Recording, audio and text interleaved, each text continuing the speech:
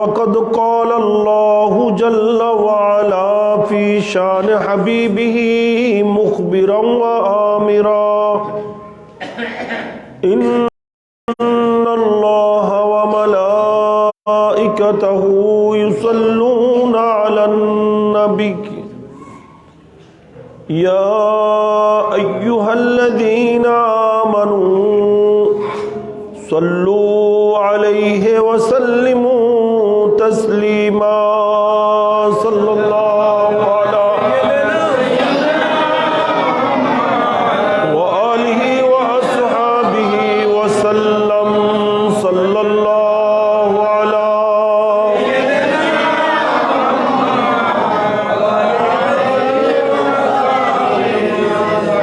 वलातुन या रसूल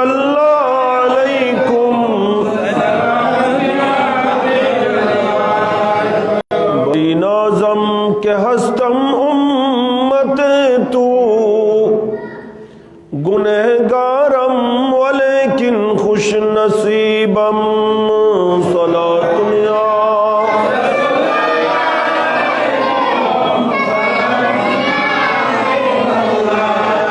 मरजदारम जिसियाला दवाई मगर अल्ताफ तू बाशद तबीबम सलातुनिया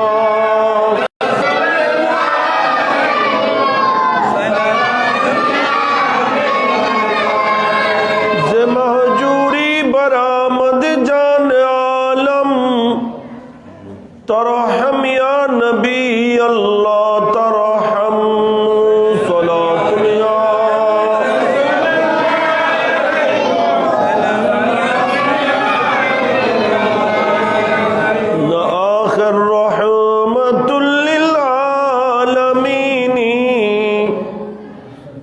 महरूमा चरा फारग नशीनी सलातुनिया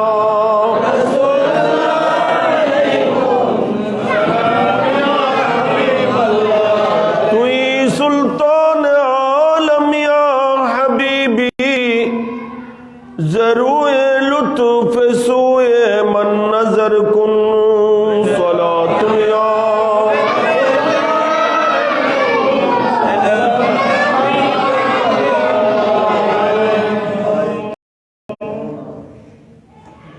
बिस्मिल्लाहिर्रहमानिर्रहीम या अय्युहल्लज़ीना आमनुत्तक़ुल्लाहा व कुनू मअस्सादिक़ीन सदक़ल्लाहुल मौलानाल अलियुल अज़ीम व बल्लगना रसूलुहुन नबियुल हबीबुल मकीनुल अमीन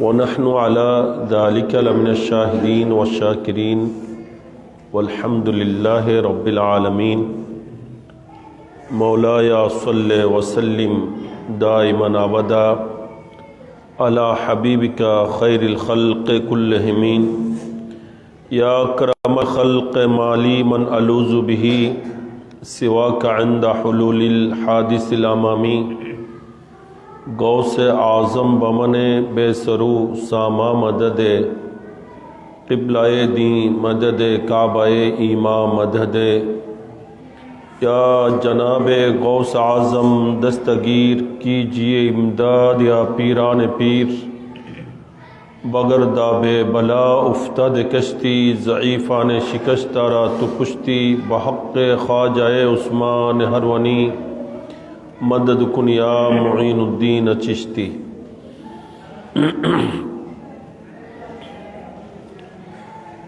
पवित्र रबिउस्सानी शरीफेर बुजुर्ग छांदे अन्यान्य मासेर मतो अत्र हासनाबाद जामे मस्जिदे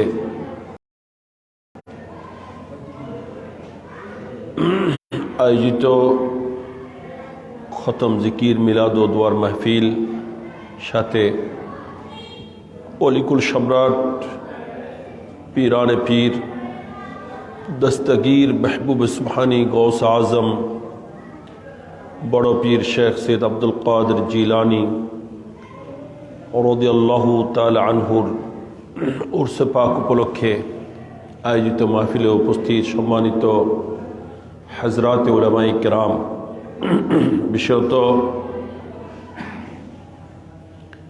বাঠিয়ারি তুফার আলী সারাং জামে মসজিদের সম্মানিত পেশ ইমাম ও খতিব, ওয়াইজে শিরি বয়ান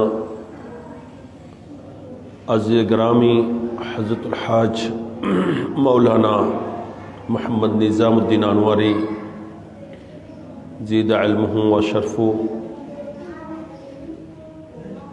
अत्र हासनाबाद जामे मस्जिदेर सुयोग्य पेश इमाम व खतीब আজিজ গ্রাमी हज़रत मौलाना मोहम्मद इस्मत अली दामा इकबालू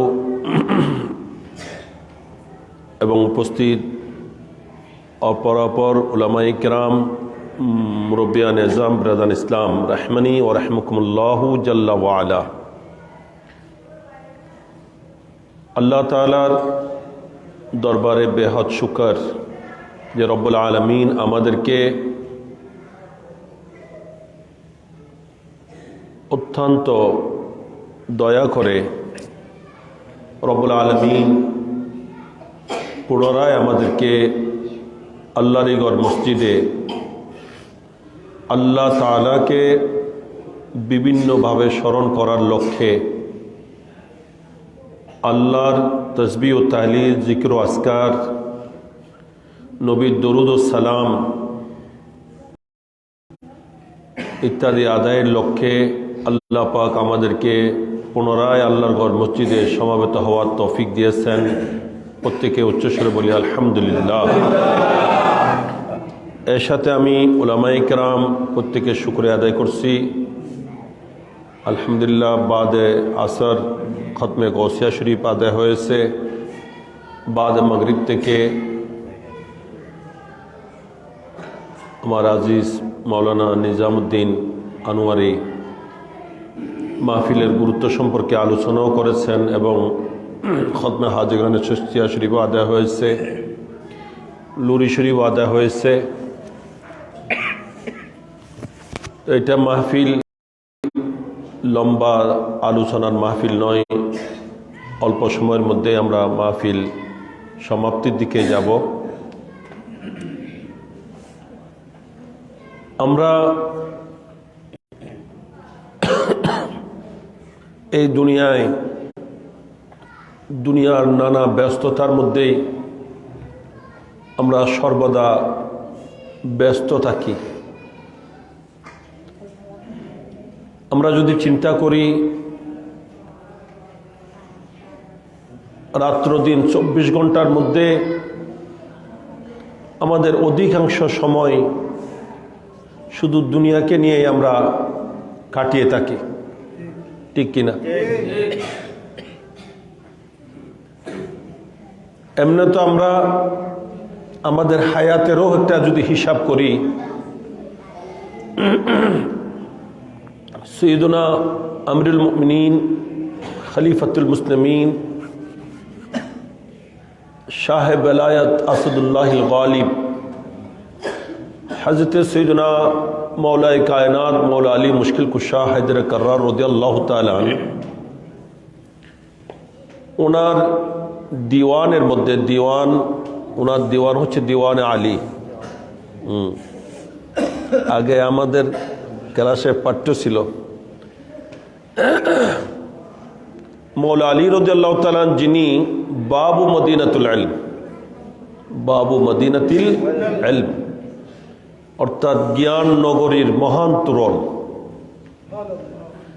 আল্লাহ নবী বলছেন আনা মদিনাতুল ইলমে ওয়া আলিউন বাবুহা, সমস্ত জ্ঞানের ডিপু নগরী হলাম আমি, আর সেই জ্ঞান বাহির হওয়ার গেট হচ্ছে মৌলা আলী। তো সে সৈয়দনা মৌলায়ে কায়নাত মৌলা আলী মুশকিল কুশা হায়দার কার্রার রাদিয়াল্লাহু তাআলা, যার ব্যাপারে আল্লাহ নবী বলছেন মান কুনতু মৌলাহু ফা আলিউন মৌলা, আমি নবী যার মৌলা, আলী তারও মৌলা, আলীও তার মৌলা। এই জন্য ওনার নামের আগে কি বলা হয়? মৌলা আলী বলা হয়, যে ওনার নামে, এটা আল্লাহর নবীর নির্দেশনা। ইনি আমাদের হায়াতের একটা মোটামুটি একটা হিসাব দিয়েছেন। আমরা এগুলা নিয়ে চিন্তা করা দরকার। আমরা দুনিয়ায় আসছি দুনিয়ার জন্য নয়, দুনিয়ায় আসছি কিন্তু আখিরাতের জন্য। দুনিয়ায় আসছি আখিরাতের জন্য, কিন্তু আমরা আমাদের সে আখিরাতের জন্য কতদূর সময় ব্যয় করতেছি আর দুনিয়ার জন্য কতদূর সময় ব্যয় করতেছি, একটু হিসাব নিকাশ করার প্রয়োজন আছে না নাই? তো উনি বলতেছেন যে কারো বয়স যদি 60 বছর হয়, কত হয়? 60 বছর। 60 বছর বয়স, এটাও সর্বজনের হয় না, সর্বসাধারণের হয় না। মানুষ অল্প বয়সে বেশ মারা যায়, মানুষ অল্প বয়সে বেশ মারা যায়। এটা আপনি নিজেও হিসাব করলে আপনার হিসাবও আসবে। এলাকার মধ্যে যদি আপনি দেখেন বেশ বয়স্ক মানুষ বেশি না বয়স্ক মানুষের সংখ্যা কম? বয়স্ক মানুষের সংখ্যা বেশি না কম? কম। তার মানে মানুষ বয়স্ক হয়ে, বুড়া হয়ে কম মরে, এর আগে বেশি মারা যায়। তো স্বাভাবিকত 60 বছর বয়স ধরলে, এমনি এখন গড় বয়স কত? 60 না? তো উনি বলতেছেন যদি 60 বছর কারো বয়স হয়, হায়াত হয়, তার মধ্যে অর্ধেক বয়স ঘুমের মধ্যে চলে যায়। কারণ অর্ধেক দিন অর্ধেক রাত। আমরা অনেকে তো আছি শুধু রাত্রে ঘুমায়, যে না দিনও ঘুমায়, আছে না? সকাল 10টা পর্যন্ত ঘুমায়, আছে না এরকম? দুপুরে বাদ কি আবার ঘুমায়? হ্যাঁ, হিসাব করলে 60 বছরের অর্ধেক কোথায় চলে গেছে? ঘুমে। তাহলে আর কত? 38 বছর। এই ঘুমের মধ্যে কি কোনো ইবাদত হয়েছে? বন্দেগী? হ্যাঁ, কিছু হয় নাই, এটা বেকার গিয়েছে। এই 30 বছরের মধ্যে অর্ধেক চলে গেছে বেখবরিতে। আমাদের 12, 13, 14, 15 বছর পর্যন্ত আমরা এই বয়স পর্যন্ত হয়তো ভালো মন্দ বুঝি নাই, গুনাহ সওয়াব চিন্তা করি নাই, আমোদ প্রমোদে, খেলা তামাশায়, রং তামাশায় দিন চলে গেছে প্রায় অর্ধেক, ঠিক কিনা? তাইলে আর কত আছে? 15 বছর। 60 বছরে জেনুইন হায়াত পাওয়া যাবে কত? 15 বছর। এই 15 বছরের মধ্যে দুনিয়াদারি, ব্যবসা বাণিজ্য, ঘর গৃহস্থী, চাকরি বাকরি, ঘোরাফেরা, কথাবার্তা, গল্প গুজব, হাটে বাজারে যাওয়া, হ্যাঁ, আজে বাজে কাজ করার মধ্যে কত সময় যে আমরা কাটিয়ে ফেলতেছি, হিসাব আছে অর্ধেকের চেয়ে বেশি এইভাবে সময় নষ্ট হচ্ছে, ঠিক কিনা? তাইলে 15 থেকে আর কত? 7.5। এই 7.5 বছরের বয়স আছে যে এটার মধ্যে যথাযথ ইবাদত কয়জন করছে? নামাজ ঠিকভাবে আদায় করতেছে? জি, ইবাদত বন্দেগী কোনটা ঠিকভাবে হচ্ছে? করলে তো ভালো কথা।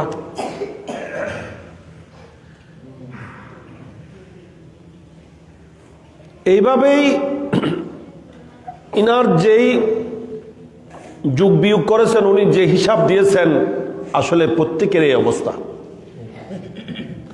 এর মধ্যে আমরা কত ধরনের আল্লাহর নাফরমানি করে যাচ্ছি।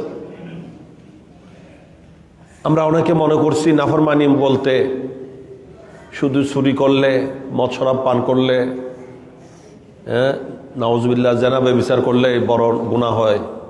অথচ এর চেয়ে বড় বড় গুনাহ আমরা করতেছি, খবর।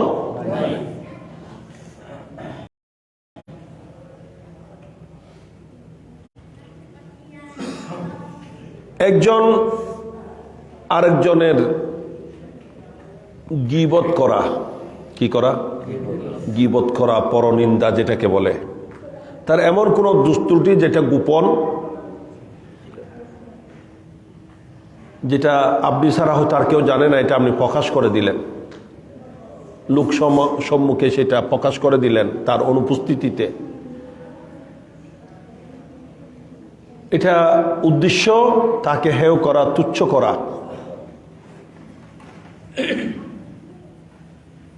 আমার নবী বলছেন এই গীবতটা জেনার চেয়েও মারাত্মক। এটা জেনার চেয়েও, আল গীবতু আশাদ্দু মিনাজ জিনা।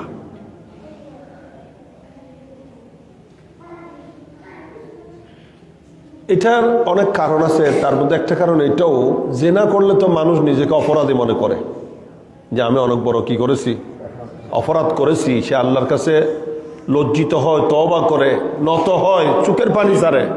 কিন্তু গীবত করার পর কেউ নিজেকে অপরাধী মনে করে না, আরো বাহাদুরি করে, আরো আনন্দ পায়, এটাতে বড় তৃপ্তি পায়।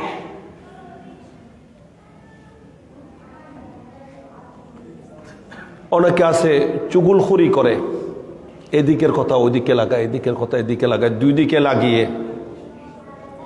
মোটামুটি একটা ঝগড়া বিবাদ বাজাইতে পারলে তার সার্থকতা, সে নিজেকে সফল মনে করে। যতক্ষণ এই কাজ করতে পারে না ততক্ষণ মনে করে যে আমার পেটের ভাত চাউল হয়ে যাবে। আছে না এরকম? অনেক মহিলাদের এই বদভ্যাস থাকে, তাদের ব্যাস হয়ে থাকে এগুলা। এটা কত বড় অপরাধ! হাদিসে পাকে আল্লাহ নবী বলছেন, চুগলখোর আন-নাম্মাম লা ইয়াদখুলুল জান্নাহ, চুগলখোর জান্নাতে প্রবেশ করবে না। এটা এমন অপরাধী যে অপরাধীর জন্য সবে কদরও কমা নাই। নাউযুবিল্লাহ মিন যালিক। 7 প্রকারের মধ্যে এক প্রকার।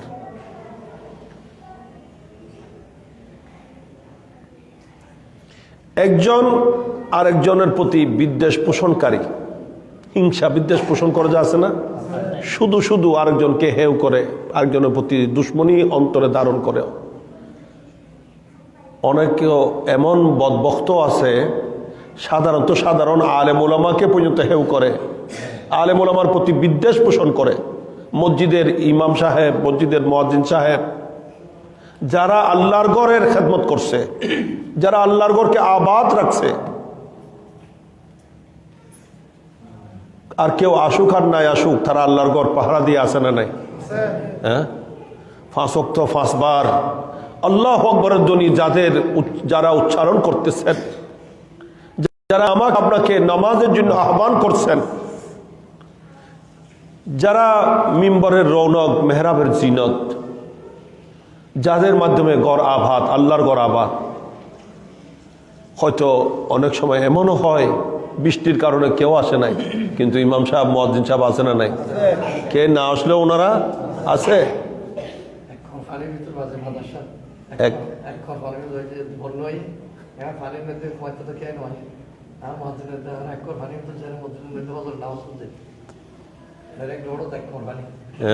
ওই বছর বেশি পানি হয়ে গেল, সীমাসারা পানি হয়ে গেল মাদ্রাসার মধ্যে। মানুষ সেহেরি পর্যন্ত হাইন না পারে, বাইরে তুমি কে কে নিয়ে রাখানা দিয়ে দেয়। আমি আপনি কেউ না আসলেও ওনারা আসে না নাই? যারা আল্লাহর ঘরকে আবাদ রাখেন আর ইনাদের প্রতি বিদ্বেষ পোষণ করে, এরকম মুসলমানও আছে। সৌভাগ্যবান না? হ্যাঁ, একজন সাধারণ মুসলমানের প্রতি বিদ্বেষ পোষণ করলেও সে এমন অপরাধী যে অপরাধীর জন্য সবে বরাত নাই, সবে কদর নাই। যে রাতে আল্লাহ ডেকে ডেকে বান্দাকে দান করেন, ক্ষমা করেন, তওবা কবুল করেন, সেই রাতে তার তওবা কবুল নাই, তার গুনাহ ক্ষমা নাই, তার জন্য সবে বরাত, সবে কদরের কোনো ভাগ নাই। হাউলাই লা ইউগফারু লাহুম, এরা এমন অপরাধী যাদেরকে ক্ষমা করা হয় না। নাউযুবিল্লাহ।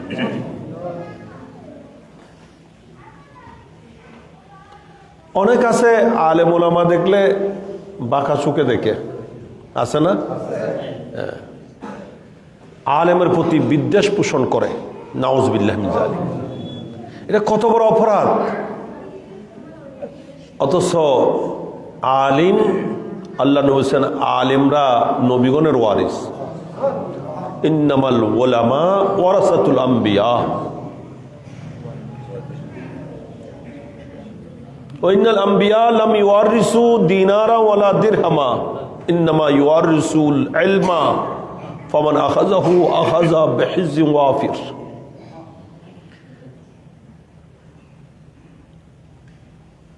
একজন হক্কানি রব্বানি আলিম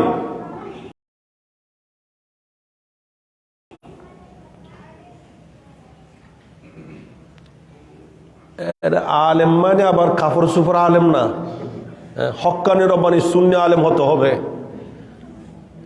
আলেমের বিশেষ ইমানের ডাকাত, ইমানের হাইজাকার আছে না নাই, এগুলা নয়।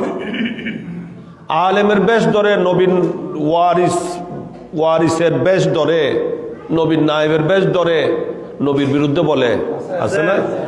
সেই সমস্ত আলেম নয়। এগুলা তো আমরা মনে করছি আলেম, আসলে তো এগুলো আলেম, এগুলা কি জালেম। এর চেয়ে বড় জালিম কে হতে পারে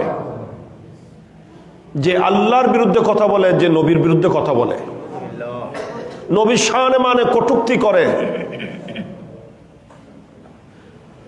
আমরা ওদের কথাগুলা বলি, অনেকেও আবার মনে করে যে হুজুরা তো গীবত করে। না, আমরা গীবত করছি না, এটার নাম গীবত নয়। গীবত কাকে বলে এটা হুজুরের জানা আছে। গীবত কাকে বলে এটা হুজুরের জানা আছে।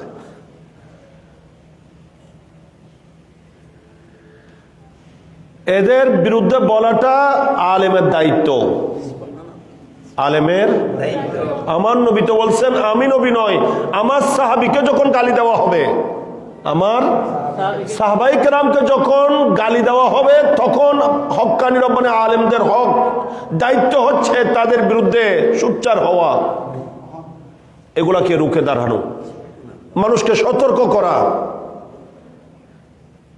আমার নবী বলেছেন যে আলেম এই ধরনের পরিস্থিতি দেখেও চুপ থাকবে, কি থাকবে?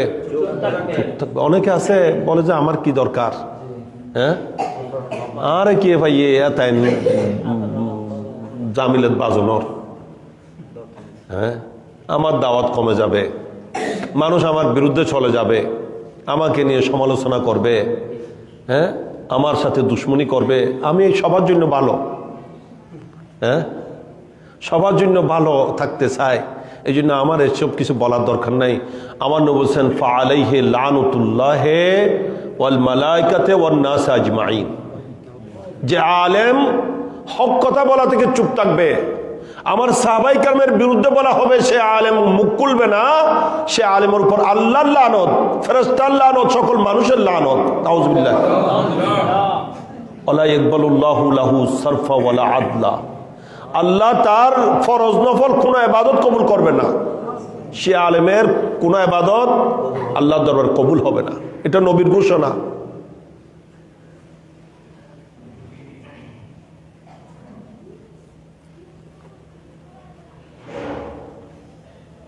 এই জন্য ওদের ব্যাপারটা তুলে ধরা, তারা মানুষের ইমানের উপর আক্রমণ করতেছে, আঘাত করতেছে, সে বিষয়গুলা মানুষকে সতর্ক করা, এটা তো হক্কানি রব্বানি আলিমের দায়িত্ব। এই দায়িত্ব আদায় না করলে আলিমের বিরুদ্ধে মামলা হবে আল্লাহর কোর্টে।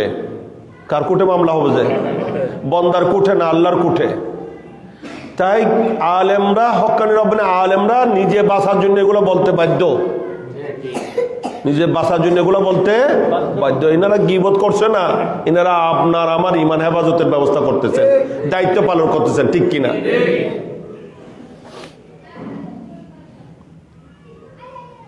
আমরা নানানভাবে অনেক অপরাধ, গুনাহ, নাফরমানি,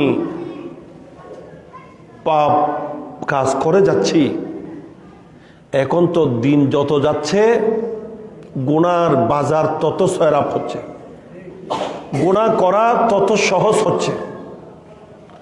আগের চেয়ে বর্তমানে গুনাহ করা সহজ কিনা? এবং আগের চেয়ে বর্তমানে গুনার থেকে বাঁচা বড় কঠিন। দিন দিন গুনার সহজ হতে যাচ্ছে, গুনাহ থেকে বাঁচাটা কঠিন হতে যাচ্ছে। আগে কোনো মানুষ,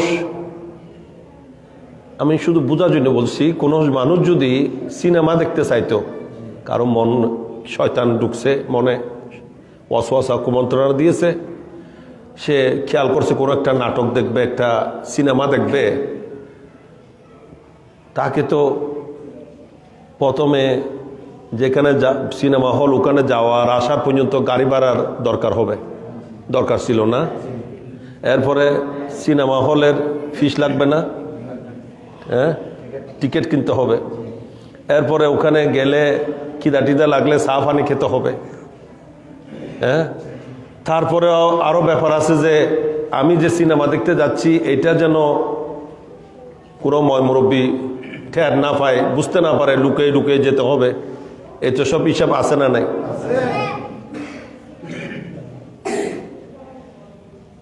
এই আমান বাজার একজন, উনি প্রবাসে থাকেন এখন, আমি নাম বলছি না কারণ হয়তো ফেসের মধ্যে আছে তো ওনার কাছে পৌঁছে যেতে পারে কথা, সেই জন্য উনি আমাকে নিজে বলছেন ওনার বাল্যকালের কথা।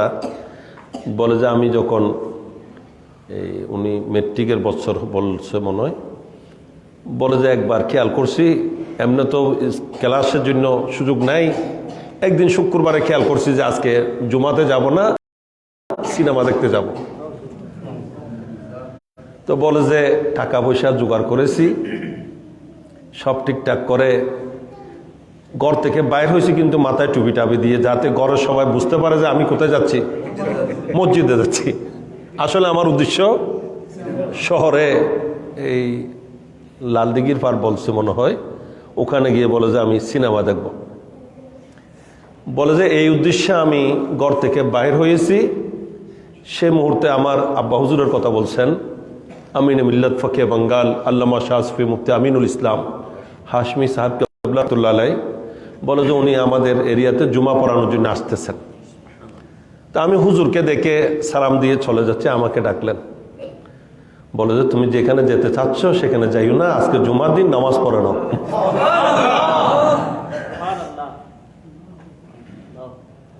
মানুষটা এখন বাড়িতে আসছে,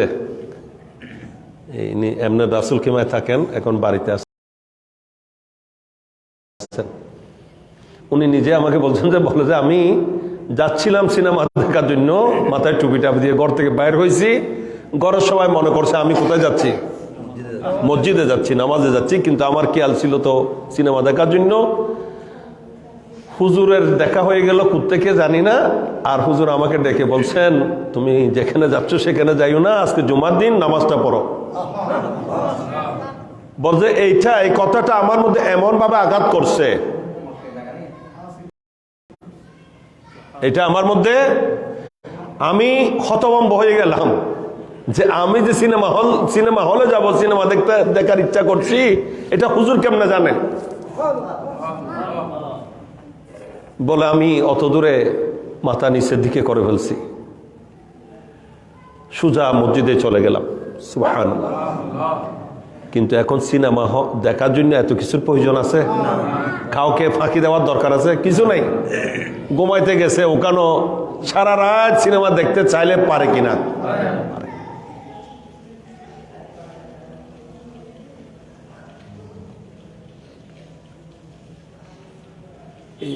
আমাদের মাদ্রাসায় ওই দিন গত কয়েক বছর, এক বছর আগে মনে হয় প্রিন্সিপাল সাহেব একদিন নাকি রাত্রিবেলা হোস্টেলে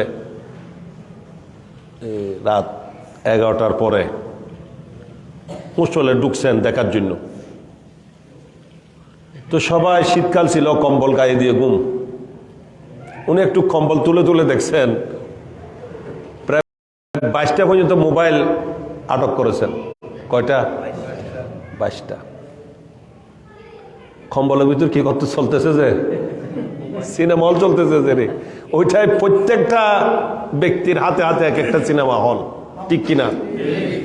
নাউজুবিল্লাহ। এইভাবে কত ছেলে নষ্ট হয়ে যাচ্ছে, কত যুবক মিসগাইড হচ্ছে, পথভ্রষ্ট হচ্ছে, বিপদগামী হচ্ছে। এই সমস্ত কিছুতে বেজে কত কেউ মাদক আসক্ত হয়ে যাচ্ছে। বরবাদ হয়ে যাচ্ছে, নিজেও নষ্ট, ঘর সংসারকে ধ্বংস করছে, মা বাবার ইজ্জত সম্মান লুণ্ঠিত করছে, ধ্বংস করে দিচ্ছে। আছে না?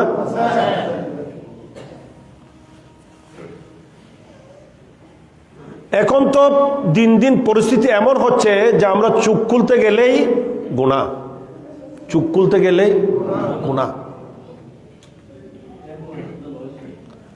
আগে রাস্তাঘাটে কোনো মহিলা দেখা যাইতো না। কোনো সময় কোনো মহিলা তারপরেও বাইর হলেও, আগেকার যুগে মহিলারা বাইর হতেন বেশিরভাগ রাতের বেলায়, দিনের বেলা বাইর হইতেন। আমাদের আম্মাজান এখনো আছেন আলহামদুলিল্লাহ, এই দোয়া করবেন আল্লাহ জাল্লাহ যেন হায়াতে তৈবা দান করেন। এখনো আমার নানার বাড়ি কিন্তু আমাদের একেবারে পাশে, হেঁটেও যাওয়া যায়, কিন্তু এরপরও কোনোদিন দিনের বেলায় যাবেন না। যদি যেতে হয় কোন বেলায় যাবেন? যে রাতের বেলায়। দিনের বেলায় কোনো সময় ঘর থেকে বাইর হন না। এবং মহিলারা আগে যুগে বাইর হলেও রাতের বেলায়, তাও আগাগোড়া বোরকা পরে, পর্দা করে, রিক্সাতে বসে, ট্যাক্সিতে বসে, সেখানেও কাপড় জড়িয়ে দিয়েছে, পর্দা দিয়ে দিয়েছে। এখন তো এই ধরনের যদি রিক্সা একটা দেখে, একটা বেবি ফরেস্ট যদি রাস্তাঘাটে দেখা যায়, সাংবাদিক তো এটা পত্রিকায় প্রথমে হেডিং করবে। হ্যাঁ, এটা ছবি প্রথমে আসবে কিনা? এগুলো এখন চোখে পড়ে?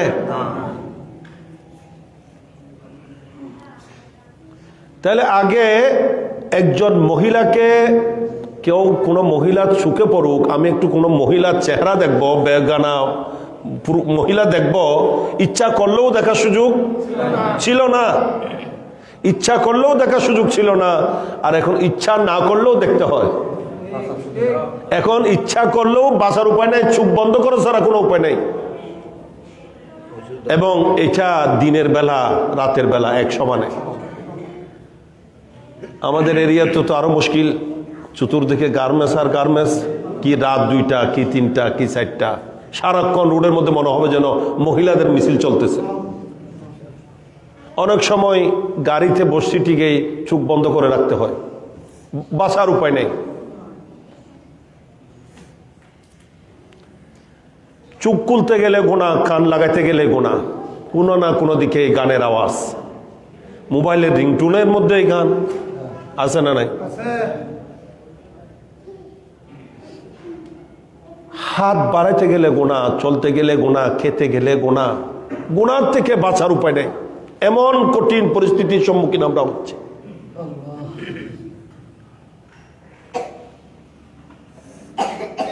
এই ধরনের পরিস্থিতিতে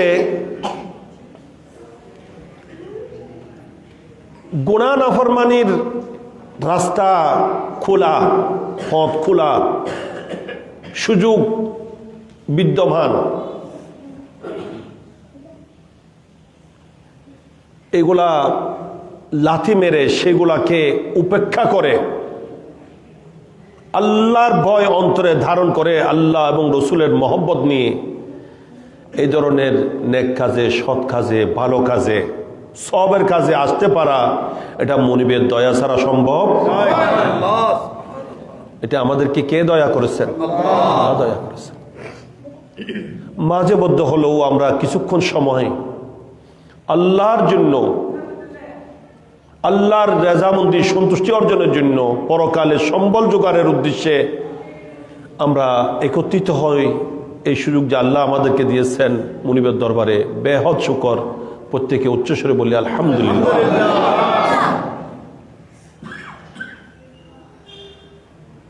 আল্লাহ পাক পরওয়ারদিগার আলম, আমরা যারা আল্লাহর ইমানদার বান্দা, কোন বান্দা? ইমানদার বান্দা, তাদেরকে আল্লাহ পাক সুবহানাহু ওয়া তাআলা অত্যন্ত মায়া করে, মহব্বত করে কোরআনে পাকে সম্বোধন করেছেন। সুবহানাল্লাহ। আল্লাহ কি বলছেন? ইয়া আইয়ুহাল্লাযীনা আমানু,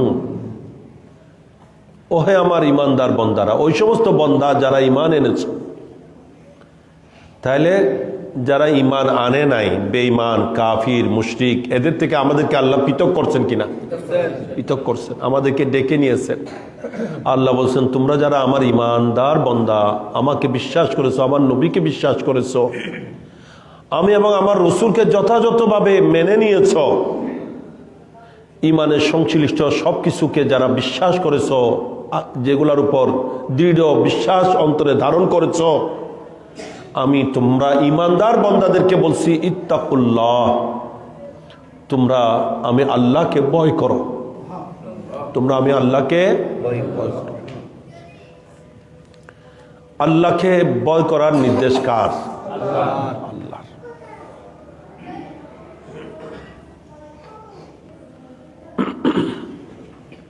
আল্লাহকে ভয় কিভাবে করতে হবে? আমাদের অনেকে আছে আল্লাহকে এমন ভাবে ভয় করে যে মসজিদে যায় না, আসে না, কত বাজে, হাতে বড় ডর লাগে। একবার মুসুদুদ ন যা কোনো সময় মুসুদুদ নডুকে দেখলে বহুত মুসলমান আছে না, অনেক মুসলমান আছে ভয়ে কোনো সময় মসজিদে আসে না। এটার নাম ভয়? বলে যে হুজুরদের কাছে ডর ভয় নাই, আরো কি হয়, হুজুর হলতে ডর ভয় নাই, হুজুর হলে কোরআন শরীফ বলে গান দেয়, আর হনদিন কোরআন শরীফ আত ন লাগায়, ডর হনদিন কোরআন শরীফ আত ন লাগায়, কোরআন শরীফ জীবনে স্পর্শ করে না, এরকম মুসলমানও আছে না? নাই। এটার নাম ভয় নয়। ভয় হবে কোনটা? যে আমি আল্লাহকে ভয় করে জীবনে মিথ্যা কথা বলি নাই, এটার নাম ভয়। আল্লাহকে ভয় করে সুযোগ থাকা সত্ত্বেও নাফরমানির কোনো কিছু দেখি নাই। আজকে আমাদের অন্তরে ইবাদতের যোগ শোক নাই, বন্দেগীর স্বাদ মজা হালাওয়াত আমরা পাচ্ছি না, নামাজের আকর্ষণ আমাদের অন্তরে নাই, নামাজ পড়লে তৃপ্তি পায় না। কেন? এটার কারণ আমরা আমাদের চোখকে হেফাজত করছি না, চোখকে হেফাজত করছি না। গায়রে মুহরেম অর্থাৎ বেগানা মহিলার দিকে দৃষ্টি দিলে, বেগানা মহিলা ছায়া ছবি দেখলে, নাটক দেখলে, অমুক সমুক যা কিছু দেখার সুযোগ হচ্ছে বলে সুযোগ মতো গ্রহণ, এগুলা দেখলে আপনার অন্তর থেকে ইবাদতের স্বাদ মজা চলে যাবে। নামাজ পড়লে নামাজের তৃপ্তি পাওয়াবে না। শরীয়তে আমাদেরকে যেগুলা নিষেধ করেছেন, এগুলা সব নিষেধ করার পিছনে হিকমত আছে, রহস্য আছে। এগুলা আমাদের লাভে করেছেন। এগুলা নিষিদ্ধ বস্তুগুলা করলে আমাদের ক্ষতি হবে, না করার মধ্যে আমাদের লাভ ফায়দা। তো এখানে প্রত্যেকটা কিছু আমাদের উপকারে। কাদের উপকারে? আমাদের উপকারে। আমরা যদি এই চোখে গুনাহ থেকে বাঁচাই, এই চোখে যদি আল্লাহর নাফরমানির কিছু না দেখি, এই চোখ দিয়ে যদি ভালো কিছু দেখি, কোরআনে পাকের তেলাওয়াত করি, এই চোখ দিয়ে যদি আলেম ওলামার চেহারা মহব্বতের সাথে দেখি, এই চোখ দিয়ে যদি মায়ের চেহারা, বাবার চেহারার দিকে আদর মহব্বত সহকারে ভক্তি করে যদি মা বাবার চেহারা দেখি, আমার নবী তো বলছেন প্রতি নজরে নজরে এক একটা মকবুল হজে সওয়াব, এক একটা মকবুল হজে সওয়াব। এই জন্য আমি বলি, যার ঘরে মা আছে, কি আছে? মা আছে। আল্লাহ যাদের মা আছেন, আল্লাহ হায়াত দারাজ করুন, আল্লাহ হায়াতের মধ্যে উপরন্ত বরকত দান করুন। যার ঘরে মা আছে তার ঘরে 1000 কোটি টাকার সম্পদ আছে।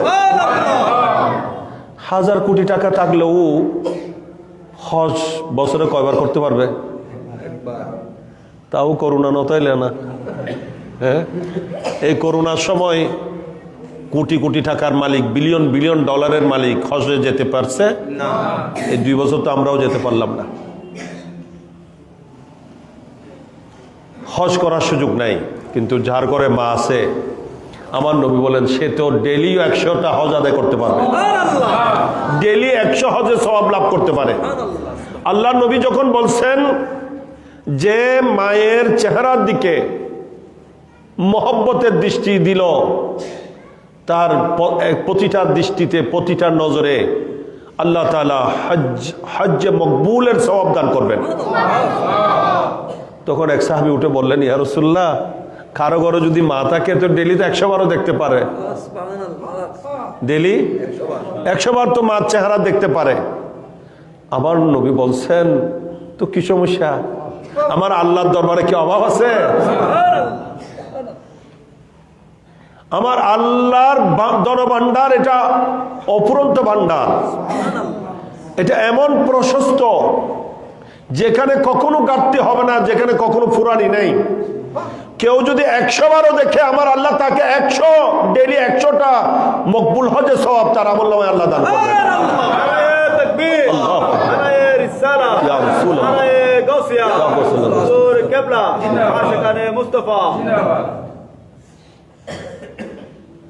তাই মা বাপ গড়ে আছে নয়,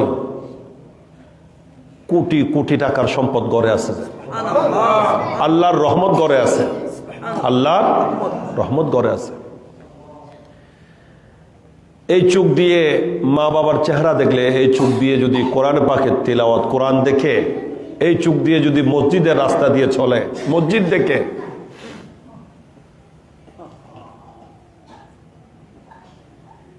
সেই চোখের দৃষ্টি বাড়তে থাকবে।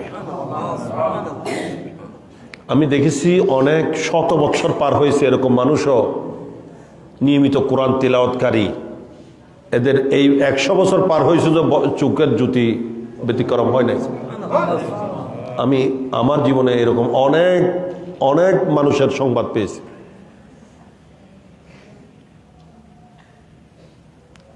এই বাটিয়ারি কদম রসুল এখনো আছে, আমার দাজান কেবলা রহমতুল্লাহ আলাইহির মুরিদ মহিলা, চশমা ছাড়া এখনো 100 বছরের কাছাকাছি হচ্ছে, কোরআন শরীফ এখনো না দেখে চশমা ছাড়া পড়ে।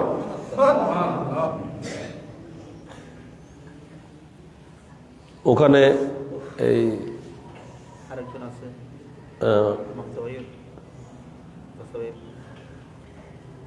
মৌলানা নিজামের আম্মাজান, ওনার ব্যাপারটা তো আরো আশ্চর্য।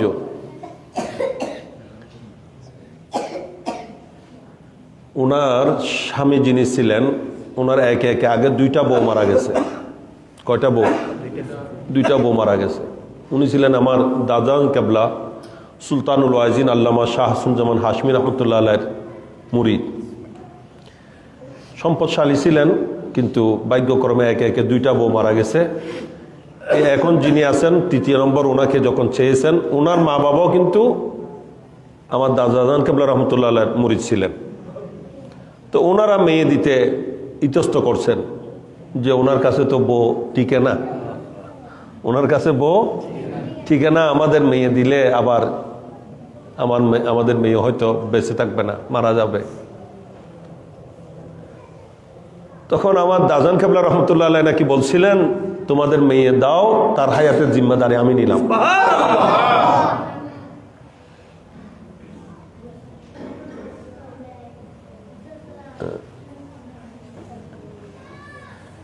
তোমাদের মেয়ে ভালো তোমাদের মেয়ে দাও, তার হায়াতের জিম্মাদারি আমি নিলাম। এখন ওনার স্বামী মারা গেছে যেহেতু আজকে অনেক বছর, কিন্তু এখনো উনি আলহামদুলিল্লাহ বেঁচে আছেন। সপ্তাহেও নাকি অনেক সময় 2-3টা খতম, কোরআনে খতম আদায় করে। মধ্যখানে একবার অসুস্থ হয়ে গেছিলেন, তখন আমাকে নিয়ে গেছিল তওবা করানোর জন্য। তখন বলতেছেন যে আমার বাবা জান, আমার হুজুর আমার জন্য হায়াতের গ্যারান্টি নিয়েছেন, জানি না কতদিনের জন্য নিয়েছিলেন, এখনো তো বেঁচে আছি। আমি তওবা করাই বললাম, আমি বললাম যে বলে যে এখন হয়তো চলে যাবে। আমি বলি না, যাবেন না, আপনার হায়াত দারাজ করুক। তা আলহামদুলিল্লাহ এখনো বেঁচে আছেন। এগুলা কোরআনের বরকত। এই চোখকে যদি আপনি হেফাজত করছেন, আপনার অন্তরে ইবাদতের যোগশোক পয়দা হবে, নামাজের আকর্ষণ পয়দা হবে, ইবাদত করতে মন চাইবে, ইবাদতের তৃপ্তি আপনি পেতে পারবেন। সুবহানাল্লাহ।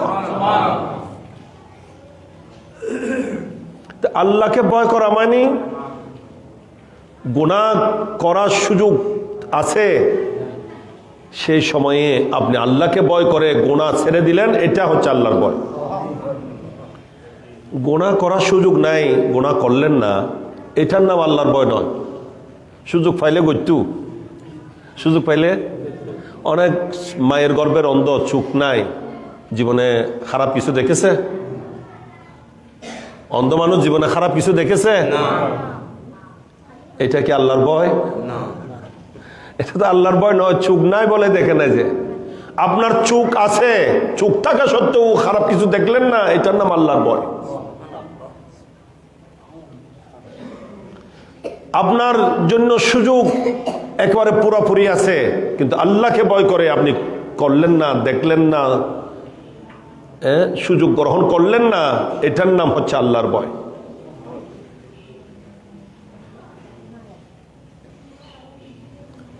আল্লাহকে ভয় করা মানে আজান যখন শুনেছেন, হাইয়া আলাস সালাহ হাইয়া আলাল ফালাহর আহ্বান যখন হয়েছে, দুনিয়ার সব কিছু ত্যাগ করে আল্লাহকে ভয় করে তাড়াতাড়ি নমাজে চলে আসা, এটার নাম হচ্ছে আল্লাহর ভয়। ঠিক কিনা? এখন তো ফজরের আজান যখন হচ্ছে, শীতকাল আরো সুযোগে কম্বলটা ভালো করে টেনে দিবে। আজান একবারে ডিস্টার্ব না শুরু করল, মাইকো আওয়াজ হতে ফজর হইলে কেন বাড়ি যায় বাংলা। হ্যাঁ, ফজর হইলে কেন হতে মাইকের আওয়াজও বাড়ি যায়। আর রুজুর হলো তখন হামনাই হতে না 1 মিনিট দেন করে। হ্যাঁ হ্যাঁ, মারি দে হতে ঠিক টাইমে না হতে। নাউজুবিল্লাহ মিন যালিক।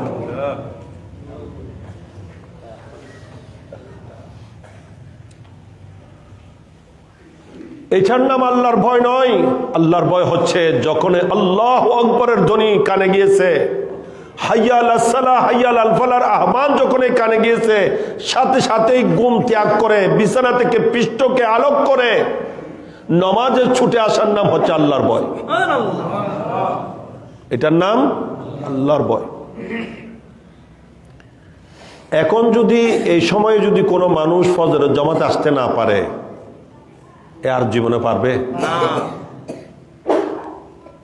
এই ফজরত নোয়া ঈদের নামাজ হলে নো ওড়ে দেখুন দিন ধাক্কা গোনা মারে না। হ্যাঁ, এবার হন টাইম আসিল একবারে নামাজের টাইম নো নামাজত নোয়া ঈদে উনল্লাই মাইজে দেবে যোন তো নামাজ তাই গিয়ে নামাজ আদায় করে ফেলাই গিয়ে। হ্যাঁ, এবং জেনে রাখবেন, আমি কথাটা ওই দিন কোথায় বলছিলাম, বেশিরভাগ অতীতে যত আযাব এসেছে, গজব এসেছে ফজর বেলা আসছে। কোন বেলা? ফাসবাহু ফি দারিহিম জাসিমিন। আল্লাহ কোরআনে বলছেন সকালেই তারা কি হয়ে গেছে? বুক মাটির সাথে লেগে গেছে। কিরাদাতান খাসিন, নিকৃষ্ট বানর হয়ে গেছে, শুকর হয়ে গেছে, বিকৃত হয়ে গেছে, দশে গেছে। এই ধরনের বিভিন্ন আযাব শাস্তি বেশিরভাগ কোন বেলায় আসছে? যে ফজর বেলায়। ফজর বেলায় এত বড় সুযোগ। এখন রাত আসার জমা 6টায়, 7:30টায়, 7:30টায়, 8টার ভিতর তো নামাজ শেষ। হ্যাঁ, 8টায় নামাজ শেষ। খানা খাওয়ার জন্য 1 ঘন্টা লাগে, 10 মিনিটে খানা শেষ। আচ্ছা, 1 ঘন্টা দিলাম এর। 1 ঘন্টায় যদি খানা খেয়ে যদি 9টায় ঘুমিয়ে যায়, 10টা, 11টা, 12টা, 1টা, 2টা, 3টা, 4টা, 4টা পর্যন্ত ঘুমাইলে 7 ঘন্টা ঘুম। কয় ঘন্টা? 7 ঘন্টা ঘুমাইলে ফিট ব্যথা করবে না? ফিট টিট হরায় উঠিব, হতন শুইতে বিরক্ত লেগে উঠবে। 4টায় উঠলেও 1 ঘন্টা সময় থাকবে তাহাজ্জুদ পড়ার জন্য। কয় ঘন্টা? পুরা 1 ঘন্টা সময় থাকবে। আচ্ছা, আরো 1 ঘন্টা যদি দেরিও ঘুম যায়, 10টা বাজে ঘুম গেল, 6 ঘন্টা ঘুম যেতে পারিব। তাহাজ্জুদের আগে 6 ঘন্টা ঘুম যেতে পারিব। এই সুযোগে তাহাজ্জুদ না পড়লে কখন পড়বে? ফারুক আজম রাদিয়াল্লাহু তাআলা বলতেছেন, শীতকাল হচ্ছে ইবাদতের সময়, ইবাদতের সিজন, ইবাদতের মৌসুম। আর আমরা মনে করছি শীতকাল হলো ঘুমানোর মৌসুম। আরামে ঘুম যাবে, আরামে খাইবে। যত রকমের খানা ব্যাকিন শীতকালে সবজি তরি তরকারি মজা মজা ফল ফ্রুট ব্যাকিন খাইবে সুযোগ এবং ফ্যাডও বর ডিস্টার্ব কম করে খাই দাই এরা ডাঁটছে ঘুমাবে সুযোগ শীতকাল নাউজুবিল্লাহ। এগুলো হচ্ছে আমাদের দৃষ্টিভঙ্গি। আল্লাহওয়ালাদের দৃষ্টিভঙ্গি হচ্ছে শীতকাল হলো ইবাদতের মৌসুম। শীতকাল ইবাদতের মৌসুম। এবং ফজরের নামাজ এটা কত বড় নিয়ামত, এশারের নামাজ কত বড় নিয়ামত। আমার নবী তো বলছেন ফজরের এবং এশারের গুরুত্ব ফজিলত যদি আমার উম্মত বুঝতো লা আতাউহুমা ওয়ালাউ হাবওয়ান। এটা বুখারী শরীফের হাদিস। আমার নবী বলছেন আমার উম্মত এই দুইটা নামাজে হামাগুড়ি দিয়ে হলেও হাজির হয়ে যেত। সুবহানাল্লাহ। হাবওয়ান হদ্দে আম্বুরো নরে আর নফর দে আম্বুরি হলেও কি আই যেত মসজিদত এশারত জামাতত ফজর জামাতত আই যেত। জুমার দিন জুমার নামাজের জন্য জায়গা সংকুলান হয় না মসজিদে কেন মনত দেয় দিন কেন খবর ফাড়ে মানুষ উঠতে হ্যাঁ খবর উত্তুন কেন মইতল আগিয়ে ফেললাম নামাজ পড়ি ফেললে ইয় হরহাত দুই রাহাত পর্যন্ত আর আছে না মুসল্লি হাই হাই। অথচ সবচেয়ে বেশি মুসল্লি হওয়া উচিত ছিল ফজরের জামাতে, ঠিক কিনা? ফজরের নামাজে ফজরের টাইমে হাট বাজার আছে, চাকরি আছে, ব্যবসা আছে, ফোন আছে, মোবাইল কোনো মোবাইলেও নাই এতে হ্যাঁ বেড়ানি নানার বাড়ি খালার বাড়ি শাশুর বাড়ি বিয়ে বাড়ি কোনো বাড়িও সে সময় নাই। একদম একটা ফ্রি টাইম হচ্ছে ফজরের টাইম, ঠিক কিনা? এই ফজরের নামাজে আসতে না পারা এটা কত বড় মারাত্মক।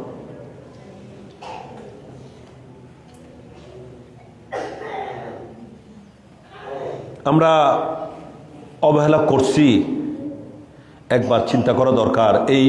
এই অবহেলার মধ্যে যদি ওই এইরকম একটা ধাক্কায় দুনিয়া থেকে চলে যায় ওই দিন আর হতন তাইলে কি আর হ্যাঁ আর কিছুক্ষণ তাইলে কেন হইতো রক্ষ হইতো না?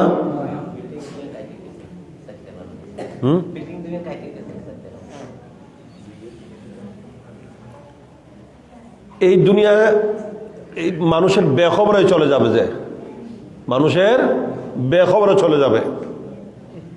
এবং এইগুলা শেষ করতে আল্লাহর কাছে কোনো ভারী অস্ত্র বুম অ্যাটম বুম ক্ষেপণাস্ত্র ফরমাণু হচ্ছে না পারমাণবিক বোমা মারণ করিব না কেউ তাতে এইরকম একটু নাড়া দিলে শেষ। জমিন বলতেছে যে এটা পানির উপর, কিসের উপর? পানির উপর। একটা দুধের উপর যেভাবে ছানা বসে এই জমিনটাও সেরকম পানির উপর একটা ছানা বসছে। যে এখানে আগে শুধু ফানি আর ফানি ছিল, ওয়াকানা আরশুহু আলাল মা। আল্লাহ বলেন আমার আরশ ছিল পানির উপর। আল্লাহর আরশ ছিল কিসের উপর? এখানে মাটির কোনো অস্তিত্ব ছিল না, আগাগোড়া পানি আর পানি ছিল। আল্লাহর আরশ ছিল পানির উপর। সে আরশের তজল্লি থেকে পানির উপরেই কিছুটা ছানা বসছে, যে এই মাটি জমাট হয়েছে, যে প্রথম যেখানে মাটি জমাট হয়েছে সেইখানে আল্লাহর ঘর খানায় কাবা অবস্থিত। এরপর এটার সাথে মাটি লাগতে লাগতে লাগতে লাগতে এই পৃথিবী হয়েছে যায়, জমিন হয়েছে যায়।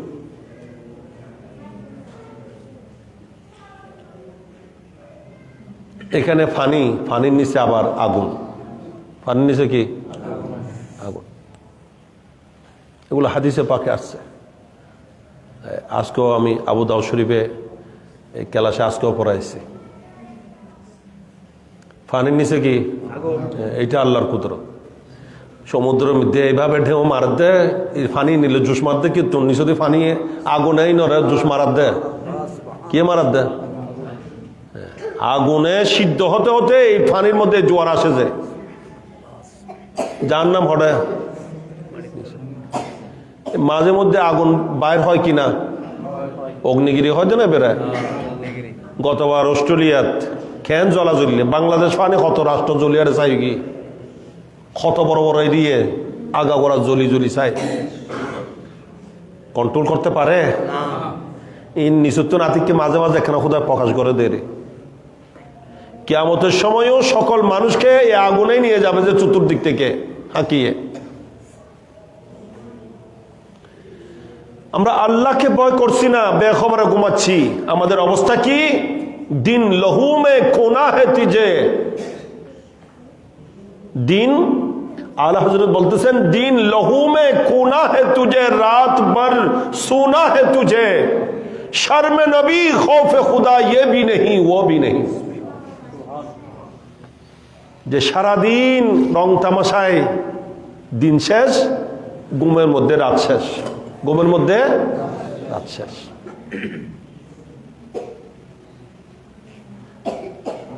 বলে যে না নবীর ছায়া, না আল্লাহর ভয়, এইটা আছে না ওইটা আছে, কোনোটাই নাই।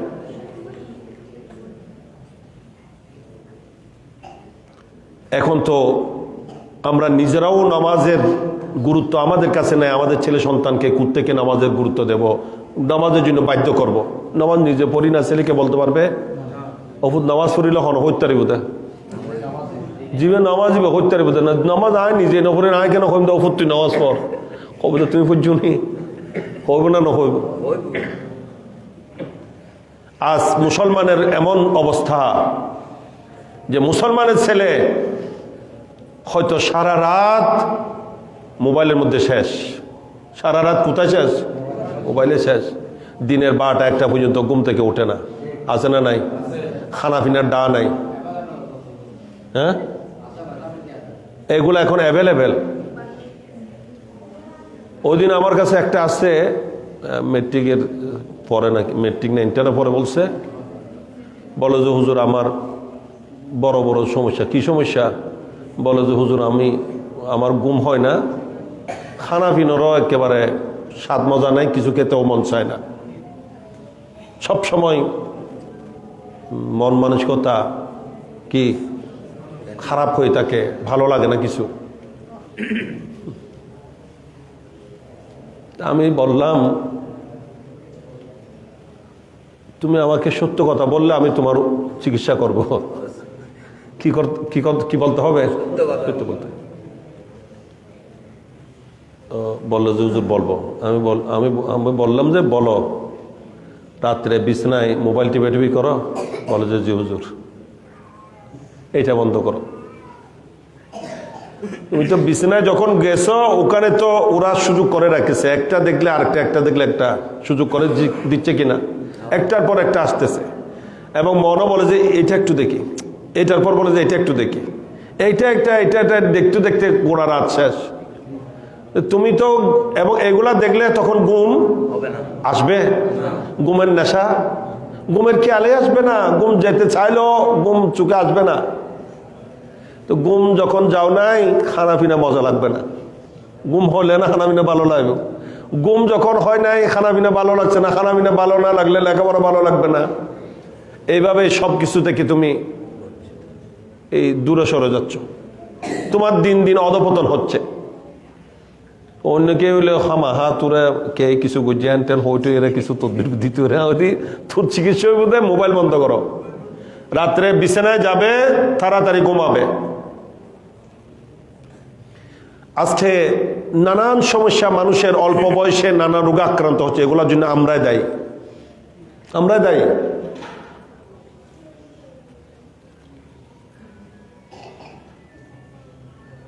এগুলা আমাদের দেশের হয়তো ডাক্তাররা বলবে না, কারণ তাদের ব্যবসা বন্ধ হয়ে যাবে। মানুষ সুস্বাস্থ্যের জন্য যত তাড়াতাড়ি ঘুমাবে, রাতের খাবার আগে খাবে। আমার নবী তো বলছেন রাতের খাবার এশারের আগে খেয়ে পেল, কাদ্দিমিল আশা আলাল এশা, এশারের নামাজ পড়ে ঘুমিয়ে যাও, তাহাজ্জুদের সময় উঠে আল্লাহকে ডাকো, ফজরের জামাতে হাজির হয়ে যাও, ফজরের নামাজ পড়ে বাহির হবে, আল্লাহর রহমতের বাতাস তোমাকে জড়িয়ে ধরবে। যারা 5 ওয়াক্ত নামাজ বা জামাত আদায় করে, ফজরের জামাতে নিয়মিত হাজির হয়, যারা নিয়মিত তাহাজ্জুদ গুজার বান্দা, দেখবেন 100 বছর বয়স হলেও শরীর অটুট, শরীরে কোনো রোগ নাই। ওই মৌলানা নাজাম চিনবেন, মাসুমা পাড়ায় একজন বুড়া বয়স্ক ছিলেন, শ্রীরামগঞ্জ হুজুরের মুরিদ ছিলেন উনি। জানাজা আমি পড়াইছি ওনার, 100-র উপরে গিয়েছিলেন মনে বয়স। ওই বয়সেও উনি কিন্তু আবুল খায়ের গ্রুপের চাকরি করতেন।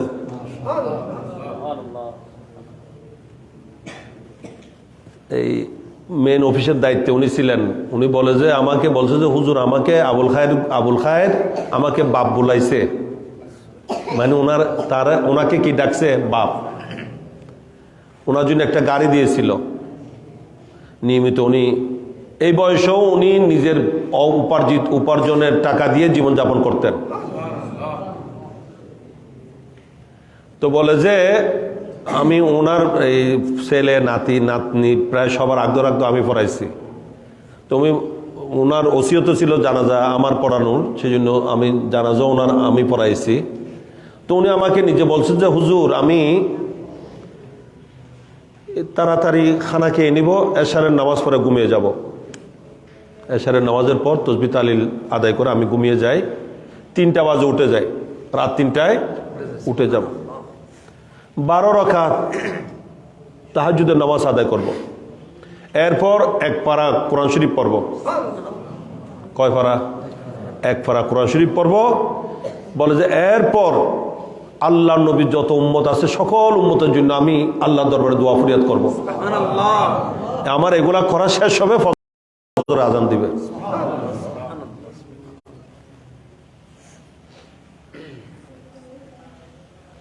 এইভাবে যতদিন মানুষ চলছে, বুড়া বয়সেও দেখা গেছে ওনাদের কোনো রোগ নাই। আমার এরিয়া, আমার আব্বা হুজুরেরও অনেক মুরিদান এভাবে ছিলেন। এনারা এই কয়দিন আগে একজন ইন্তেকাল করছে আমান বাজারে, ইব্রাহিম হাজি বলে, হাজি ইব্রাহিম। তাও মনে হয় 100-র কাছাকাছি বয়স ছিল। এই বয়সে উনি নিজে বাজারে গিয়ে বাজার করতেন। ওনারও অভ্যাস ছিল এরকম। এগুলো এখন আমাদের একেবারে ব্যতিক্রম হয়ে গেছে। আমরা খানার ঠিক নাই, ঘুমানোর ঠিক নাই। ঘুমানোর সময় ঘুমায় না, বেটাইমে ঘুমায়। রাত যেটা ছিল ঘুমানোর টাইম সেটাতে না ঘুমিয়ে ফজরের সময়ে কি ঘুমিয়ে থাকি। নাউজুবিল্লাহ মিন যালিক। তা আমাদের কোথায় শান্তি হবে, আমাদের কোথায় বরকত হবে? বরকত একটা জিনিস আছে না নাই? এক আলেম বরকতের ওয়াজ করতেছে। কিসের ওয়াজ? বরকতের ওয়াজ। তখন এক জেন্টেলম্যান উঠে দাঁড়িয়ে বলছে হুজুর বরকত আবার কি জিনিস? হ্যাঁ, 10 কি 12 হয়? আপনি যে বরকত বরকত করতেছেন, এই বরকত এটা কি জিনিস? যেটা যতদূর অতদূর থাকবে, এখানে আবার বেশ হবে, আবার কম হবে কি? এরকম আধুনিক শিক্ষিত অনেক ধর্মীয় বিষয়গুলোকে উপেক্ষা করে, তুচ্ছ তাচ্ছিল্য করে, আলেম উলামার কথাবার্তা, কোরআন হাদিসের আলোচনাকে পাত্তা দেয় না, এরকম আছে না? তো আলেম বললেন যে বরকত আপনি চিনেন না? বলে যে না, বরকত কি জিনিস? আবার যেটা যেরকম সেরকম, আবার 10 কি 11 হয় নাকি 12 হয়, আবার বরকত কিসের? বলে যে আপনি আমাকে তাইলে একটি কথা বলেন। কি কথা?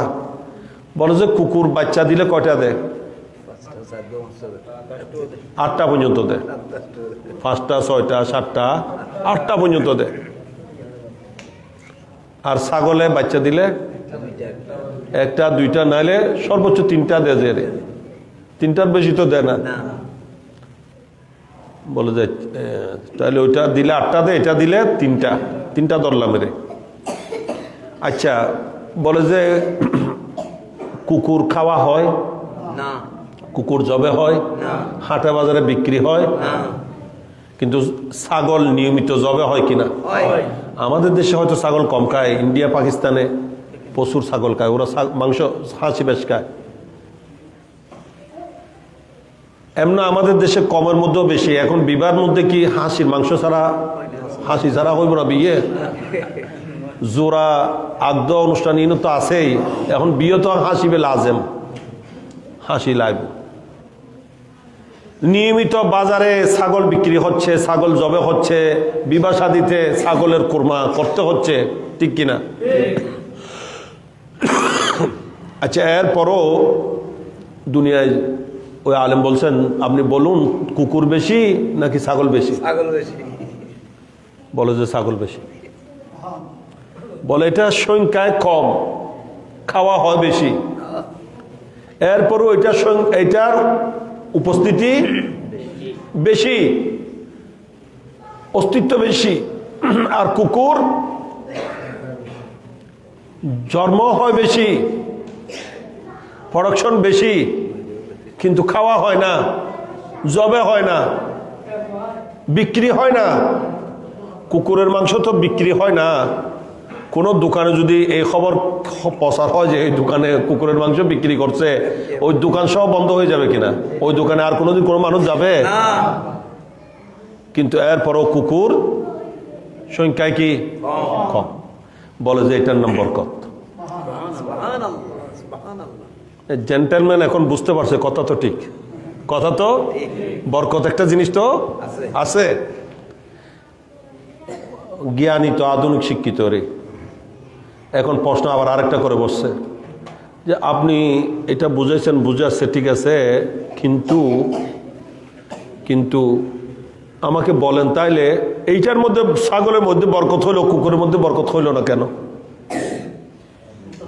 হ্যাঁ, ছাগলে বরকত আছে, কুকুরে বরকত নাই, কারণ কি?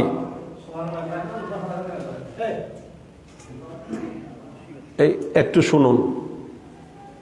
আলেম বলে হ্যাঁ এটার মধ্যে কারণ আছে। এটার মধ্যে কি আছে? কারণ আছে। সেই কারণটা হলো কুকুর সারা রাত জাগ্রত থাকবে, ফজরের সময় ঘুমায় যায়। সারা রাত জাগ্রত থাকে, ফজরের সময় ঘুমিয়ে পড়ে। যখন আল্লাহর রহমত অহরহ বিতরণ হচ্ছে, রহমতের ধার উন্মুক্ত করে দিয়েছে, রহমতের ফেরেশতারা রহমত নিয়ে বিতরণ করতেছে, তখন কুকুর ঘুমিয়ে পড়ছে। আর ছাগল সারা রাত ঘুমাবে, ফজরের আগে উঠেই আল্লাহকে স্মরণ করে, ম্যামে করতে থাকবে। ম্যামে করে কাকে ডাকে? যে আল্লাহকে স্মরণ করে, ফজরের সময় জাগ্রত থাকে। সেই জন্য তাদের মধ্যে বরকত হয়, কুকুরের মধ্যে কোনো বরকত নাই। এখন আমাদের অবস্থাও তাই। অনেকে আসে বলে, আজকেও একজন আসছিল, আসার আগে বলে হুজুর এত পয়সা খামায় কিন্তু কোনো মতো খোলাইতে পারি না, পয়সা কোন দিকে চলে যায় নিজে বুঝি না। তো এই বরকত থাকবে কোত্থেকে? আমার স্বভাব যদি কুকুরেরটা হয়, সারা রাত জাগ্রত থাকলাম, ফজরের সময় ঘুমিয়ে পড়লাম, আল্লাহ যখন রহমত বিতরণ করতেছেন তখন আমি নাই। আমরা বোঝার জন্য বলছি, ধরেন মাহফিলের মধ্যে তবরুক আছে না নাই? মাহফিলের আগাগোড়া ছিলাম, তবরুক দেওয়ার আগে চলে গেলাম, তো আমি তবরুক পাবো? তা আমাদের অবস্থা তাই। আমরা ভাগ্য আমরা আমাদেরটাই বরবাদ করে দিচ্ছি, নষ্ট করে দিচ্ছি। আমাদের পরিবর্তন হতে হবে। আমরা পরিবর্তন হলেই আমাদের সবকিছু পরিবর্তন হয়ে যাবে। এটা আল্লাহর কোরআন, এটা আল্লাহ বলছেন, ইন্নাল্লাহ লা ইউগাইয়িরু মা বিকওমিন হাত্তা ইউগাইয়িরু মা বিআনফুসিহিম। এটা আল্লাহর কোরআন। আল্লাহ বলছেন, নিশ্চয় আমি আল্লাহ কোন জাতিকে, কোন গোষ্ঠীকে, কোন কওমকে পরিবর্তন করি না যতক্ষণ তারা নিজেরা পরিবর্তন হয় না। বুঝে আসছে? আমাদেরকে কি হতে হবে? পরিবর্তন হতে হবে। আমরা কথায় কথায় মিথ্যা বলবো, কথায় কথায় দুকাবাজি করব, সিটিং বাটপারি করব, আরেকজনের ক্ষতি সাধন করব, কিভাবে আরেকজনের ক্ষতি করা যায় এই চিন্তায় থাকবো। তা আমাদের কোত্থেকে খায়ের হবে? আমার কোত্থেকে উন্নতি হবে? আমাদের জীবনে কোত্থেকে বরকত আসবে? আল্লাহর দয়া আপনাকে যদি পেতে হয়, আল্লাহর বান্দাদের উপর আপনি রহমত করেন, দয়া করেন, আল্লাহ আপনাকে দয়া করবেন। মান লা ইয়ারহাম লা ইউরহাম। যে দয়া করে না তাকে দয়া করা হয় না। আমার নবী বলছেন, ইরহামু মান ফিল আরদি ইয়ারহামুকুম মান ফিস সামা। দুনিয়ায় যারা আছে তাদেরকে তুমি দয়া করো, ঊর্ধ্ব জগতের যারা, তারা তোমাকে দয়া করবেন, আল্লাহ তোমাকে দয়া করবেন। আল্লাহ দয়ার পেতে হলে আল্লাহর বান্দাদেরকে দয়া করতে হবে। আল্লাহর সাহায্য পেতে হলে আল্লাহর বান্দাদেরকে সাহায্য করতে হবে। ইন্নাল্লাহা ফি আউনিল আবদে মা কানাল আবদু ফি আউনি আখি, এটাও বুখারী শরীফের হাদিস। আমার নবী বলেছেন আল্লাহ অতক্ষণ পর্যন্ত ওই বান্দাকে সাহায্য করতে থাকে যতক্ষণ সেই বান্দা তার কোনো ইমানদার ভাইকে সাহায্য করে। আপনি একজন ইমানদারের সেবা করছেন, সাহায্য করছেন, সহযোগিতা করছেন, আল্লাহ আপনাকে সাহায্য করবেন। আপনি বান্দা হিসেবে করছেন, আপনারটা সীমিত, কিন্তু আল্লাহটা অসীম। আল্লাহর কুদরতের সাহায্য আপনার সাথে হবে। আল্লাহ পাক পরওয়ারদিগার আলম এই সমস্ত বিষয়গুলো আমাদেরকে বোঝার, আমল করার তৌফিক দান করুন। তো আল্লাহ পাক আমাদেরকে বলছেন ইয়া আইয়ুহাল্লাযীনা আমানুত্তাকুল্লাহ, ও হে ঈমানদার বান্দাগণ, তোমাদেরকে বলছি তোমরা আমাকে ভয় করো। তো আল্লাহকে ভয় করা মানে কি বললাম? সব ধরনের গুনাহ নাফরমানি থেকে বিরত থাকা এবং আল্লাহর ইবাদত বন্দেগী ঠিকভাবে আদায় করা। ঈমান এবং আমল দুটোটা গেল। এরপর আল্লাহ বলছেন ওয়াকুনু মা'আস সাদিকিন, ঈমানও আনছি, আমলও করছি, কাজ শেষ।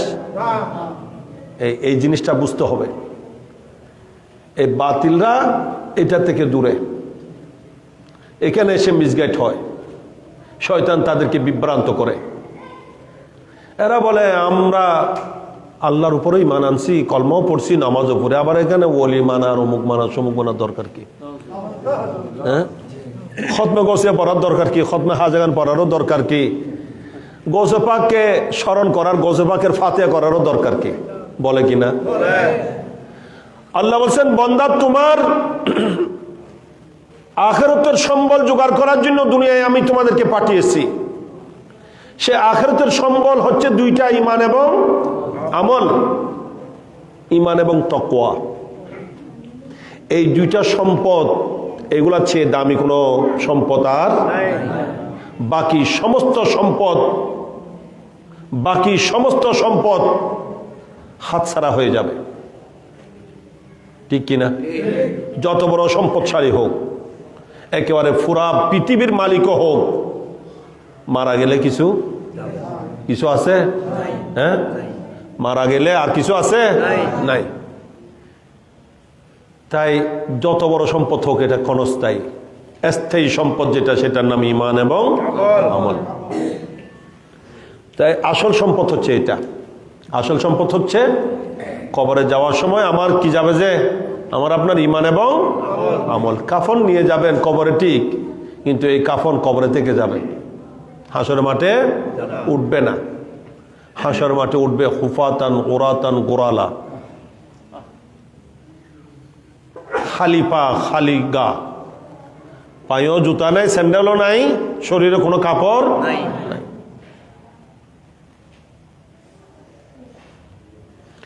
আমার নবী যখন এই হাদিস ইরশাদ করলেন, আমাদের আম্মা জান উম্মুল মুমিনিন সাইয়্যিদাতুনা মা আয়েশা সিদ্দিকা রাদিয়াল্লাহু তাআলা আনহা বললেন, ইয়া রাসূলুল্লাহ, তো পুরুষ মহিলা সবাই যদি উলঙ্গ ওঠে লজ্জা হবে না? একজন আর যদি দিকে তাকাবে না? আমার নবী বলেন, আয়েশা, এটা কিয়ামতের মাঠ, এটা কিয়ামতের মাঠ।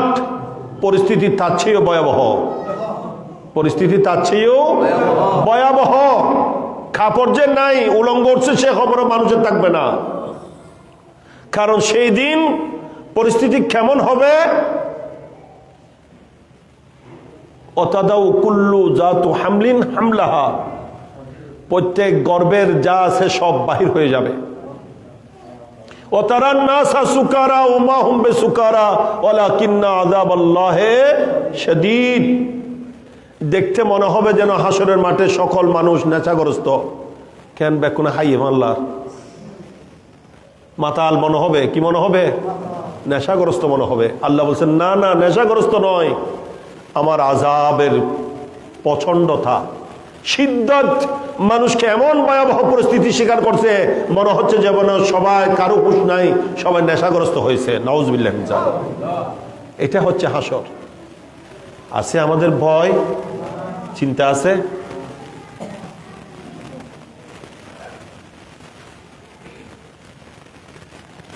আল্লাহ তাআলা বলছেন তোমাদের ঈমান এবং আমল এই দুইটা রক্ষা করার জন্য এগুলা যেহেতু দামি সম্পদ, কি দামি, যেহেতু বাকি সম্পদ ক্ষণস্থায়ী, এটা হচ্ছে চিরস্থায়ী।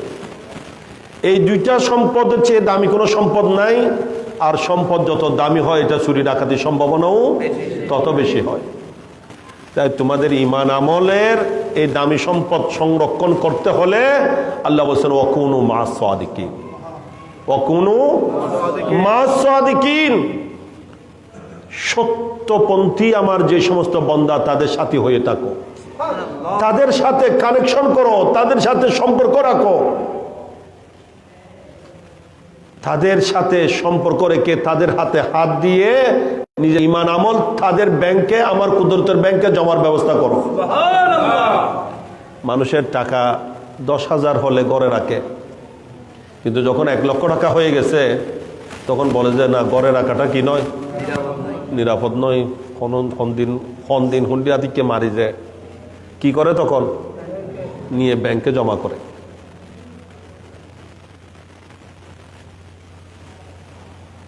আল্লাহ বলছেন তোমার ঈমান আমল এগুলো আমার কুদরতের ব্যাংকে জমা করে দাও। তো জমা করার জন্য আমার কুদরতের ব্যাংক, আমার কিছু ব্যাংক আছে, সরকারি অনেক ব্যাংক আছে না, পূবালী, রূপালী, সোনালী,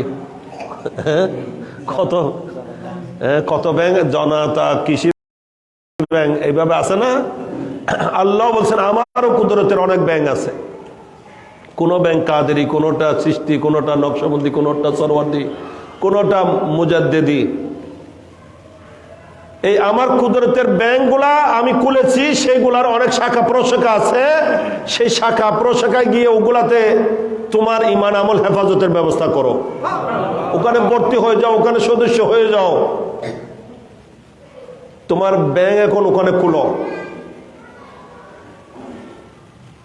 তাহলে তোমার ঈমান আমল হেফাজতের সংরক্ষণ হবে, ব্যবস্থা হবে, হেফাজতের ব্যবস্থা হবে। এটা নির্দেশনা কার? পরামর্শ কার?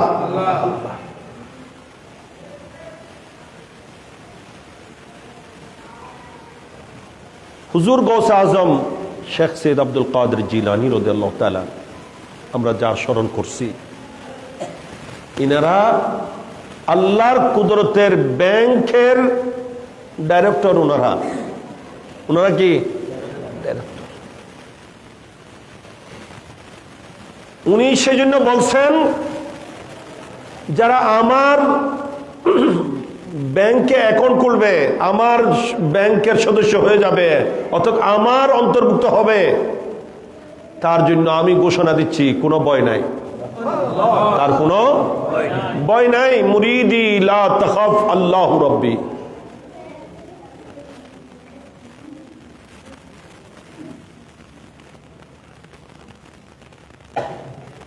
ইনি বলছেন যারা আমাদের হবে তাদের কোনো ভয় নাই, আপনি নির্ভয়ে এখানে জমা রাখতে পারবেন, আপনার ঈমান আমল এখানে জমা করেন। এগুলার নিশ্চয়তা দিচ্ছি আমরা। কি দিচ্ছি? সংরক্ষণের নিশ্চয়তা দিচ্ছি। বলতে পারেন হুজুর গৌসে পাক তো কবে আগে দুনিয়া থেকে চলে গেছেন, কবে আগে দুনিয়া থেকে পর্দা করছেন, যে ইনারা ওখানে থেকেও ওই কাজ করতে পারেন যেই কাজ আমার মতো আপনার মতো লক্ষ জিন্দাও করতে পারে না। এটা জালাউদ্দিন রুমি আলাইহির রহমান মুস্তাফা শরীফের মধ্যে বলতেছেন যে ওনারা দুনিয়া থেকে পর্দা করে মাটির নিচে গিয়ে ওখান থেকে আল্লাহর কোটি কোটি বান্দাদেরকে বেলায়েতের ছায়া দিয়ে থাকেন, আশ্রয় দিয়ে থাকেন, যে ছায়া হাজার লক্ষ জিন্দা বন্দাও দিতে পারে না। এই জন্য হুজুর গৌসে পাক রাদিয়াল্লাহু তাআলা আনহুর ক্ষমতা ছিল, আছে, থাকবে কিনা? ইনি বলছেন ইয়াদি আলা রাস মুরিদি কাসসামাই আলাল আরদ। আমি গৌসে পাকের গৌসিয়তের হাত আমার মুরিদের মাথার উপরে, মাটির উপর, জমি, পৃথিবীর উপর, আসমান যেরকম, আমার গৌসিয়তের হাতও আমার মুরিদের মাথার উপর সেরকম।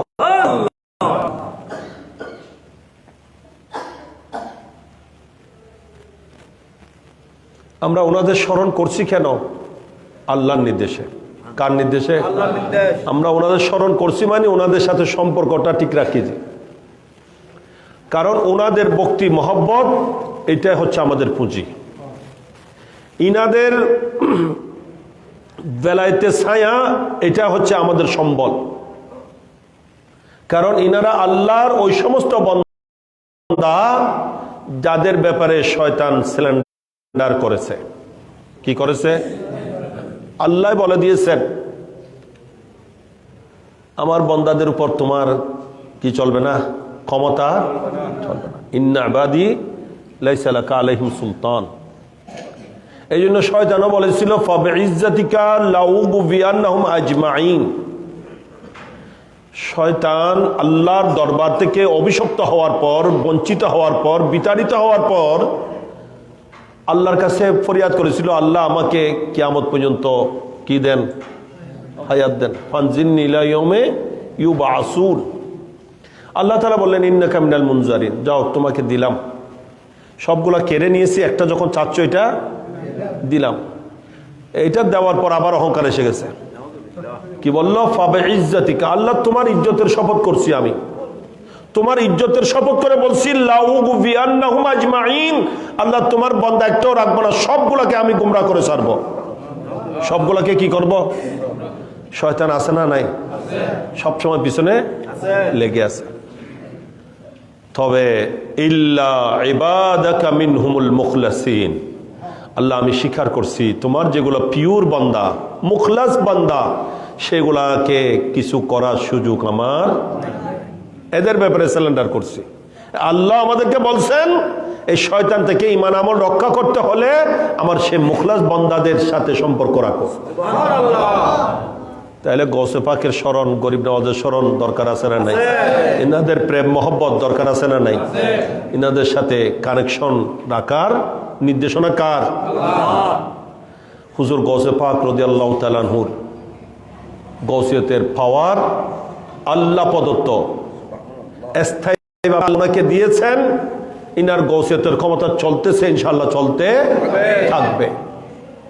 কিভাবে চলবে? গৌসে পাক বলেন আমার মুরিদ যদি একেবারে পৃথিবীর পূর্ব প্রান্তও থাকে, আমি যদি পশ্চিম প্রান্তে থাকি, আমি ওখান লাউ ইনকাশাফাত আওরাতু মুরিদি ওয়া হুয়া বিল মাশরিকি ওয়া আনা বিল মাগরিবি লা সাতারতুহা, আমি পৃথিবীর পশ্চিম প্রান্তে আর আমার মুরিদ ঘুমাইছে পূর্ব প্রান্তে, সেখানেও যদি ঘুমের মধ্যে তার সতরের কাপড় উঠে যায়, আমার মুরিদের খবর নাই কিন্তু আমার খবর থাকে।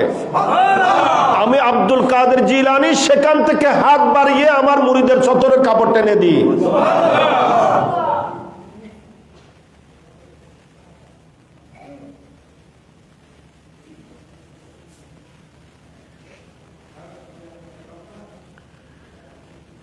আল্লাহ বলেন এগুলাকে অনেকে বলবে যে শিরিক হচ্ছে, শিরিক হচ্ছে।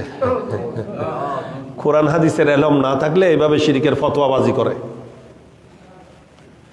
আল্লাহ বলছেন হাত বন্দার হয় কিন্তু আমি তার হাত হয়ে যাই। এটা আল্লাহর কুদরতের ঘোষণা। কার ঘোষণা? আল্লাহর কুদরতের ঘোষণা। এটা হাদিসে কুদসি। আল্লাহ নিজে বলছেন ফাকুনতু সামাহুল্লাযী ইয়াসমাউ বি ওয়া বাসরাহুল্লাযী ইউবসিরু বি ওয়া ইয়াদাহুল্লাতী ইয়াবতিশু বিহা, আমি তার হাত হয়ে যায় যে হাতে সে ধরে। এই জন্য ওনাদের জন্য দূরে কাছে কি হয়ে যায়?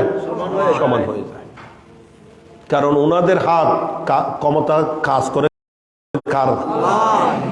আল্লাহ পাক। হুজুর গৌসে পাক এবং সমস্ত আউলিয়া কেরামের প্রতি আমাদের ভক্তি শ্রদ্ধা অন্তরে ধারণ করে ইনাদের আশিক প্রেমিক হয়ে দুনিয়া থেকে যাওয়ার তৌফিক দান করুন। গৌসে পাকের সাহারা আল্লাহ আমাদেরকে এই দুনিয়ায় যেমন দিয়েছেন, কবর হাশরও যেন দান করেন। खुदा की फजल से हम पर है साया, गौसे आजम का हमें दोनों जहां में है सहारा, गौसे आजम का। आखिर दावाना अनिल हम्दुलिल्लाहि रब्बिल आलमीन।